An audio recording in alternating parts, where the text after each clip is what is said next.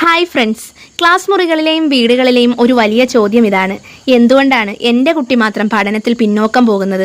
അവൻ അല്ലെങ്കിൽ അവൾക്ക് ശ്രദ്ധയില്ലേ? അതോ പഠിക്കാനുള്ള കഴിവില്ലാത്തതാണോ? പലപ്പോഴും നമ്മൾ കുട്ടികളെ തെറ്റിദ്ധരിക്കുന്നു. പഠനത്തിൽ പിന്നോക്കം നിൽക്കുന്നത് കുറവല്ല, വ്യത്യസ്തതയാണ്. അധ്യാപകരെ, രക്ഷിതാക്കളെ ശ്രദ്ധിക്കുക. നമ്മുടെ കുട്ടികളുടെ ലോകം മാറ്റി എഴുതാൻ ആഗ്രഹിക്കുന്ന നിങ്ങൾക്ക് വേണ്ടിയാണ് ഈ വീഡിയോ. കുട്ടികളെ താരതമ്യം ചെയ്യുന്ന പഴയ രീതി മാറ്റിവെച്ച് അവർക്ക് ആവശ്യമായ സ്നേഹത്തിൻ്റെയും പ്രോത്സാഹനത്തിൻ്റെയും വളം എങ്ങനെ നൽകാമെന്ന് നോക്കാം.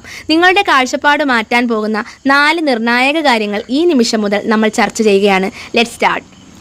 ആദരണീയരായ എൻ്റെ പ്രിയപ്പെട്ട രക്ഷിതാക്കളെ, എൻ്റെ പ്രിയപ്പെട്ട അധ്യാപകരെ, നമ്മുടെ ക്ലാസ് മുറികളും വീടുകളും പൂന്തോട്ടങ്ങൾ പോലെയാണ്. അതിലെ ഓരോ പൂവും വിടരുന്നത് വ്യത്യസ്ത സമയങ്ങളിലാണ്.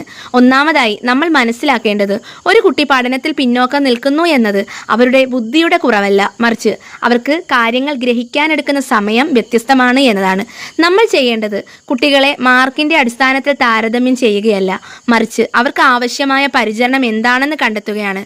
രണ്ടാമതായി നാം ചെവി കൊടുക്കണം, വിധി എഴുതരുത്. പലപ്പോഴും കുട്ടികളുടെ തെറ്റായ ഉത്തരങ്ങൾക്ക് പിന്നിൽ തെറ്റിപ്പോകുമോ എന്ന ഭയമോ പഠിപ്പിക്കുന്ന രീതിയും അവർക്ക് മനസ്സിലാകുന്ന രീതിയും തമ്മിലുള്ള പൊരുത്തക്കേടോ ആകാം. അതുകൊണ്ട് ഇനി ഒരു കുട്ടിക്ക് തെറ്റിയാൽ നമ്മുടെ ചോദ്യം നിനക്ക് എന്താണ് പറ്റിയത് എന്നാവരുത്. പകരം നമുക്ക് ഒരുമിച്ച് ഈ വിഷയം എങ്ങനെ എളുപ്പത്തിൽ പഠിക്കാമെന്ന് ചോദിക്കുക.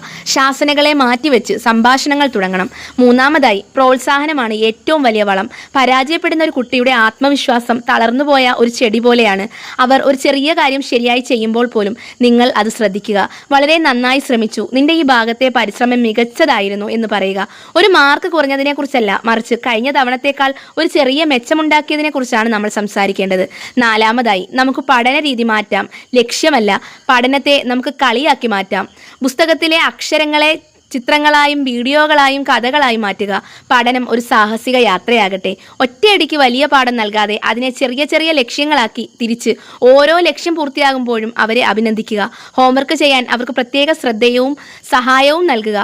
ഓർക്കുക, ഈ ലോകത്തിൽ ഓരോ കുട്ടിയും ഒരു പ്രത്യേക കഴിവുമായാണ് ജനിക്കുന്നത്. ഈ പിന്നോക്കം നിൽക്കുന്ന കുട്ടി നാളത്തെ ഒരു വലിയ കലാകാരനോ മികച്ച നേതാവോ ആകാം. നമ്മൾ അവരുടെ അധ്യാപകരും രക്ഷകർത്താക്കളുമായിരിക്കണം, വിമർശകരാകരുത്.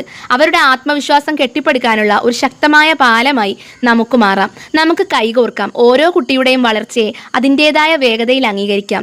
ഇന്നു മുതൽ ഓരോ കുട്ടിയും അവരുടെ ഏറ്റവും മികച്ച രീതിയിൽ വിടരട്ടെ. ഇതൊരു നല്ല മാറ്റത്തിന് തുടക്കമാകട്ടെ. നിങ്ങൾക്ക് ഈ സന്ദേശം ഉപകാരപ്രദമായെങ്കിൽ ഈ വീഡിയോ ലൈക്ക് ചെയ്യുക. നിങ്ങളുടെ സുഹൃത്തുക്കളായ മറ്റ് അധ്യാപകർക്കും രക്ഷിതാക്കൾക്കും ഷെയർ ചെയ്യുക.